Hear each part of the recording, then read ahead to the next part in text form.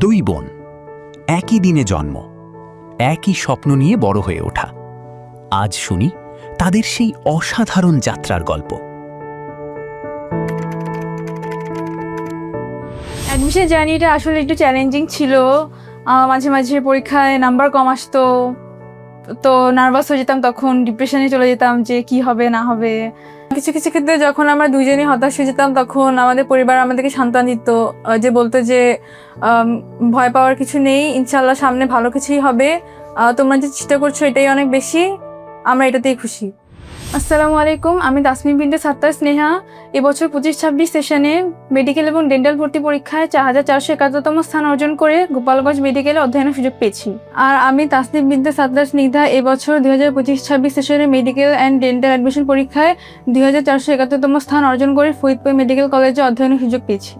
মূলত মেডিকেলে পড়ার স্বপ্নটা আমার ছোটোবেলা থেকেই ছিল, কারণ যেহেতু প্রফেশনটা খুবই নোবেল প্রফেশন, অনেক কাছ থেকে মানুষের সেবা করা যায়। আর আমার পরিবারে আমার খালামণিরাও হচ্ছে ডাক্তার, তো সেখান থেকে হচ্ছে আমি অনুপ্রাণিত হই ডাক্তার হতে। ছোটোবেলা থেকে আমরা দুজন সেম স্কুলেই ছিলাম, আমাদের স্কুল আর কলেজটা হচ্ছে সেমই ছিল, আইডিয়াল স্কুল অ্যান্ড কলেজ। আর সবচেয়ে মজার ব্যাপার হচ্ছে আমরা দুইজনই স্কুলে থাকতে ক্লাস ক্যাপ্টেন হওয়ার সৌভাগ্য অর্জন করেছি।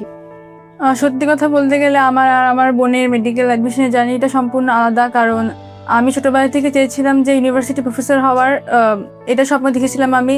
কিন্তু অ্যাডমিশন জার্নিতে যখন আসলাম, তখন আমার বোনকে দেখে আমি অনুপ্রাণিত হয়েছি, কারণ আমি তখন বুঝতে পেরেছি যে মেডিকেলে পড়লে আসলেই মানুষের অনেক কাছ থেকে সেবা করা যায়। বেশিরভাগ সময় পরীক্ষায় ও বেশি নাম্বার পাইতো, আমি একটু কম নাম্বার পাইতাম, তো তাই জন্য আম্মু আমাকে একটু বেশি বকা দিত। কিন্তু এইবার মেডিকেল অ্যাডমিশন পরীক্ষায় আমি বেশি নাম্বার পাইছি, ওইটু কম নাম্বার পাইছে। ও আমার থেকে যত নাম্বারই বেশি পাক না কেন, কিংবা আমি ওর থেকে যত নাম্বার কম পাই না কেন, এটা আমাদের মধ্যে কোনো ভেদাভেদ সৃষ্টি করবে না। এটা আমাদের যে রেজাল্ট, এটা আমাদের মধ্যে কোনো ম্যাটার করে না। ইনশাল্লাহ আমরা দুজন দিন শেষে আমরা আমৃত্যু অবধি একসাথেই থাকবো ইনশাল্লাহ। যখন পড়তে বসতাম আমরা সবসময় একসাথেই পড়তাম, কখনো আলাদা পড়তাম না।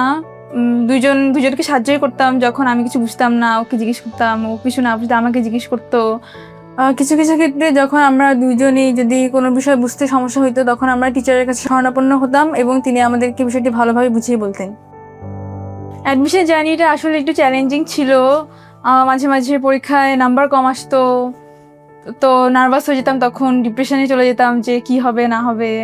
কিছু কিছু ক্ষেত্রে যখন আমরা দুইজনই হতাশ হয়ে যেতাম, তখন আমাদের পরিবার আমাদেরকে সান্ত্বনা দিত, যে বলতো যে ভয় পাওয়ার কিছু নেই, ইনশাল্লাহ সামনে ভালো কিছুই হবে, তোমরা যে চেষ্টা করছো এটাই অনেক বেশি, আমরা এটাতেই খুশি। রেটিনায় যখন অ্যাডমিশনে ক্লাস করতে যেতাম, তখন ভাইয়ারা হচ্ছে মাঝে মাঝে একটু কনফিউশনে পড়তো। যেমন ইংলিশ ক্লাসে একটা সময় ছিল যে ভাইয়া আমাদের দুজনকে একসাথে দেখে একটু কনফিউশনে পড়ে গেছিল যে দুইজন একই রকম চেহারা, আমি কি ঠিক দেখতেছি নাকি এটা ভুল। অ্যাডমিশন জার্নিতে মূলত রুটিনটা আমাদের দুজনের সেমই ছিল, পড়ার রুটিন একসাথেই পড়তাম, সব কাজকর্মে আমাদের একসাথেই ছিল। আর পড়ার রুটিনের কথা যদি বলি, রেটিনার প্রতিদিনের যে ডেইলি এক্সাম, সেই ডেইলি এক্সাম অনুযায়ী হচ্ছে পড়তাম। যেই চ্যাপ্টার থাকে সেই চ্যাপ্টার ওয়াইজ পড়তাম, আবার তার বাইরে হচ্ছে বাসায় নিজেরা পড়তাম। শুধু তাই নয়, আমরা দুইজন একসাথে আমাদের খাওয়া দাওয়া ঘুমানো সবকিছু একসাথে ছিল। এমনকি আমরা কোনো আলাদা কোনো রুটিন ফলো করতাম না। যখন ও পড়া শেষ করতো আমিও পড়া শেষ করতাম, যখন ও পড়া শুরু করতো আমিও পড়া শুরু করতাম। আমাদের দুজনের কাজকর্ম সব একসাথেই হইতো।